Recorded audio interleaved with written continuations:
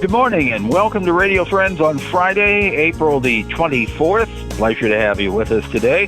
I'm in my house in northern Boone County, as I've told you all week long. And on the phone we have SCOTT CHRISTIANSON, Professor SCOTT CHRISTIANSON from the University of Missouri. He's an expert on artificial intelligence. It's a pleasure to have you, Scott. And are you tucked away in your home? I sure am. I'm in my basement here, and I just got done with one of my classes where we've been teleconferencing and using other electronic means to stay in communication. So it was great to see my students' faces and see that they're all doing well and see them again. So are you teaching with Zoom? So a few of the classes I'm teaching with Zoom. Some of the classes I'm teaching using some video recordings I've made.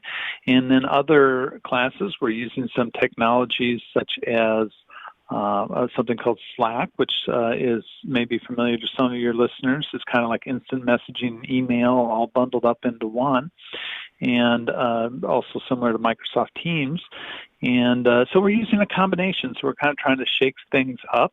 One of my classes in project management, we actually used a game called Minecraft to do some simulations. So we're trying to get the work done and get the students having the right experiences they need to learn the material, but also obviously having to do a lot of adaptation as we go along. Right. Artificial intelligence fitting in there too? Well, I don't know. I could use some artificial intelligence right now. Sometimes I think my intelligence is at its maximum breaking point here, so I'm having to manage all these things. So, right. But we were to talk about artificial intelligence and how AI is being applied to the coronavirus pandemic. It is being used, isn't it?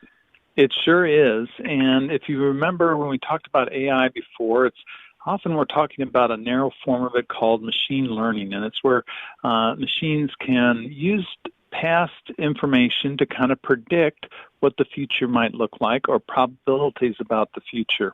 And this is one of the first ways that scientists actually applied AI was in this coronavirus pandemic, was they were able to very quickly sequence the genetic material of the virus and figure out what proteins it would make or how those proteins would be made. But what they didn't really know was how those proteins would interact, for example, in a cell. So how are they going to fold up? So there's something called protein folding, which can be modeled and simulated using computers. And so one of the first things that was done was the U.S. Department of Energy tasked their big supercomputer called Summit into actually trying to predict what it knew about protein folding already and use that to predict how this virus would interact, chemically within the cell.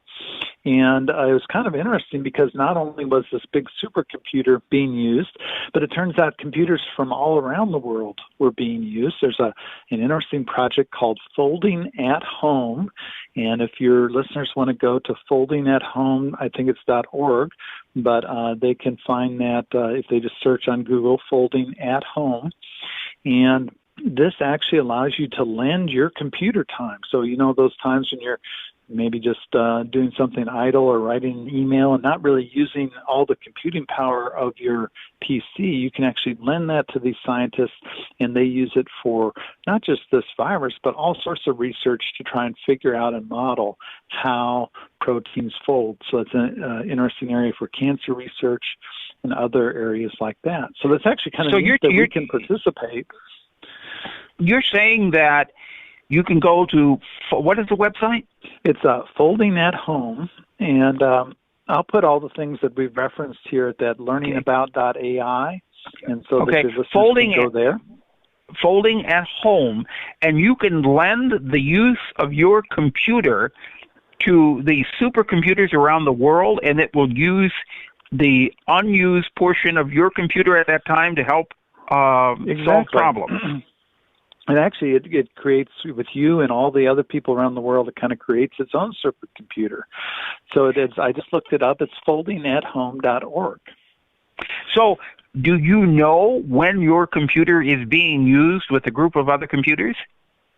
Yes, it has a little dashboard, and it shows you some options for whether you want it to be being used only when you're idle or you want it to run in the background. And it shows a chunk of data that gets downloaded to your computer, and then your computer kind of chews on it for a little while and then spits the results back to the, this project. That's amazing.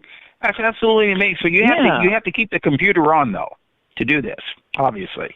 Yes, the computer has to be on, but even when it kind of goes to quote unquote sleep, you can set it so that when it's in idle mode, it's actually working on these projects. And it's one of a number of different distributed computing projects, but it's one that a lot of people are running right now because they want to have the maximum capabilities for this type of research right now. Now, has AI been used to formulate these models of the direction that the coronavirus is going to take over the next several weeks? Right. So there have been some work by epidemiologists that have looked at how this virus might spread, and there were actually some early ones that were done early on by some Chinese epidemiologists, just using data from planes that were leaving. So looking at travel distribution and being able to understand like what countries might next have problems with this. Unfortunately, things move so rapidly that a lot of these models, by the time they're built, are almost too late to help. A lot of the models right now that we have, unfortunately, also have a lot of imperfect data, right? So you and I might not get tested for this unless we are exhibiting symptoms, right? So it's not a true random trial. So there's a lot of problems with the data right now. So a lot of these models that we're seeing, it's really difficult to understand, if their assumptions are true. So. Right. Scott, I could go on and on with you forever. Before you leave, we'll get another date book. But give the web address again if our listeners want to lend their computer to be used. It is Folding at Home, and at is spelled like AT, .org. foldingathome.org. And all of the information will be on that website when you go to it. Yes, it'll walk you through it. It's actually really super easy. I did it on my computer the other day. Thank you, Scott Christianson. A pleasure visiting with you, and we'll get you back again real soon. That's it for Radio Friends today. See you Monday. Bye-bye.